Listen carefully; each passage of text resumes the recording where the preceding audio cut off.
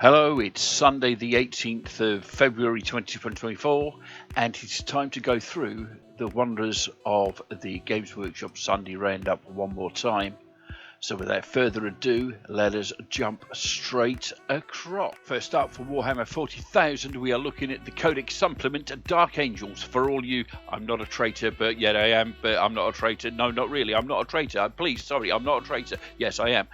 Lovers out there, especially if you like painting your guys green or bone. Wonder why, but never mind. So the Dark Angel supplement is ready with all the rules of data sheets, detachment rules that you will ever need to take the Sons of the Lion to the table near you. Available in standard and limited edition copies. The limited edition copy features soft cut cover, unique cover art, ribbon bookmark and lavish gold foil blocking, and will undoubtedly, if you don't get one from Games Workshop on the day, be available from the evil, nasty, rotten, dirty scalpers on eBay moments after. To go with our codex, we are looking at a miniature for Asmodai, the Master of Repentance. The Dark Angel's hunt for the fallen is ceaseless, but few pursue it with such burning ardour as Asmodai, Master of Repentance. As Chief Interrogator Chaplain, Asmodai is a master at extracting confessions and rousing his fellow battle brothers with his litanies of hate. He comes with two head choices: hood up, hood down. Hood up, hood down. And they are some big kinky bondage handcuffs on his belt there. So there you go. Asmodai. And it looks like they've left a nasty mould line across the top of that iron halo. Well, that might just be me. Still, here we go. I do like that smoke though. That smoke from the centres and things, that looks kind of cool. We like that. But moving on, we have Belial, the Grand Master of the Deathwing, resplendent in his bone white armour, green surplice and cape with the beautiful burgundy lining. Very, very dapper. So Belial is the paragon of the chapter with countless deeds to his name. Even amongst his brethren, he is a warrior of prodigious skill, fighting with the Sword of Silence and a master-crafted Stormbolter. Just like Asmodai, he comes with two head choices: hood up, hood down. But he doesn't hide his face behind his mask, because why would you wear a helmet when you've been supplied with one by the armourers? I mean, why? Why? You've got your name. You are a named character. You do not need to wear your helm. You want your face showing. This is why Judge Dredd, as played by Sylvester Stallone, didn't wear his helmet. But there you go. That's another story. Next up, we are looking at the Inner Circle Companions. Even amongst the Dark Angels, the Inner Circle Companions are a mysterious cadre of elite warriors. They operate in eerie silence, cutting a path through the enemy's toughest units with their caliber 8 greatswords and protecting their commanders with vengeful zeal. Each miniature builds as one or two posers with two heads, two swords, two backpack top options each, and it also contains a Dark Angels transport sheet with 348 decals. That is an absolutely fantastic deal by the sound of it. We hope. Probably a little bit expensive, but you know, these miniatures look brilliant. I do really like the look at these. I like the burgundy sort of surplice over mantle there, with the bone surplice showing from underneath, and then the more traditional Heresy era black armour on them. These look really cool. Very nice indeed. And next up we have a cadre of Deathwing Knights. So the Dark Angels' first company are all veterans, of whom only the most skilled become Deathwing Knights, grim warriors armed with sacred relic weapons of the chapter's armories. They face down the direst threats and bring the most obdurate fallen to heel. Again, they've got the very sort of gothic feel to them, extra fancy chapter pauldrons there, and a teleport Homer and one of the little dudes for no good reason that I can think of. And of course, the Deathwing Knight come with the optional assembly of the Maces of Absolution. The Knight Master can be armed with the choice of Great Weapon or the Unforgiven or a relic weapon, while the Deathwing Knights can wield power weapons or Maces of Absolution. The kit comes with head options, a teleport homer, a watch in the dark, and a Dark Angel transfer sheet containing 348 transfers, which is probably foreshadowing of something else in the Sunday roundup for this week.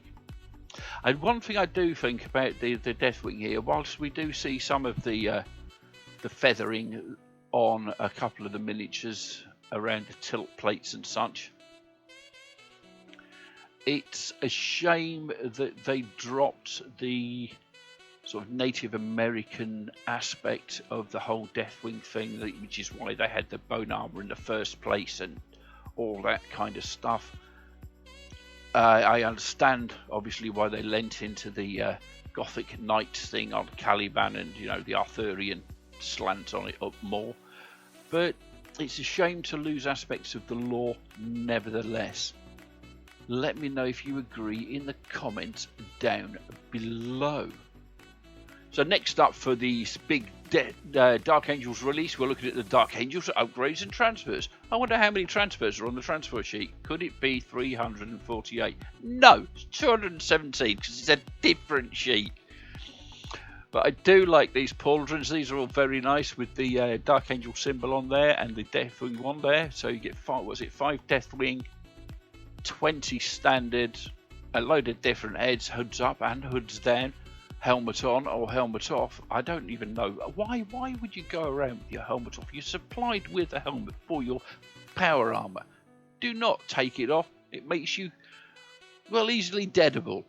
And of course we have the sort of Winged Lancer backpack for the Ravenwing, who don't appear to be getting a look in for this release, but there you go. What can you do? But we do have a absolute ton of little gribblies and gubbins to stick on your Marines to bring a little bit of variance and life to the table. All in all, not a bad little set there, I don't think. And of course, no Codex release would be complete without a dice set of 16, is it 16? Yes, 16 themed dice in bone white and green pips and the chapter logo on the 6 for way more money than they're worth. I'm going to guess about 25 quid. Let me know if I'm right in the comments below. And of course 20 data sheets, 16 mail-aligned for Warhammer 40,000 units and 4 combat patrol cards with gold foil edges. And they are actually kind of worth it. I kind of like the data sheets. Definitely better than lugging codexes around.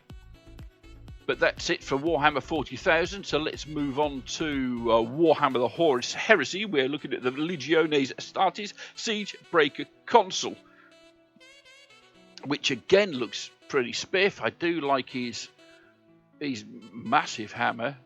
There's nothing good. Look at the smirk on his face as he's showing you his big hammer. Nothing weird about that at all. And of course he's been painted in the Sons of Horus colour scheme, which is, to my mind at least, kind of weird when you've actually got the Iron Warriors right there. Siegebreaker, Iron Warriors. Why? I mean, it's a nice paint job, but Iron Warriors, Siegebreaker, come on, it was right there, guys. And of course, as usual, he comes with a choice of helmeted or unhelmeted heads. And you can bet your bottom dollar, if I get one, he's going to have his hat on. Because you can keep your hat on. Where does that come from? Never mind. Moving on. Again, to go with the Dark Angels release, we're looking at the Black Library Lazarus Enmity's Edge by Gary Kloster. Lazarus and the Dark Angels' 5th Company have been summoned to the night world of Rice by Supreme Grand Master Azrael to honour an ancient promise. The warp is encroaching on real space with an ancient evil is brewing, but Rice consumes itself with the intervening conflict, and pointless politicking. It's up to Lazarus to cut through the confusion and help his brothers fulfill their oaths in Lazarus Enmity's Edge by Gary Kloster. This book will be available to pre-order in hardback, ebook and audiobook formats. And if you're into your Dark Angels, get one. If you're not into your Dark Angels, get one anyway. It's probably good. And also to take a little look at the other side of the Dark Angels, the darker side that we tend not to talk about, we have Cypher, Lord of the Fallen by John French. So find out the truth, kinda, of the Fallen in Cypher, Lord of the Fallen by John French. This tale is a first-hand account of the breakout from Imperial Jail by the most unreliable of narrators. Everyone in Warhammer 40,000. No, sorry, Cypher.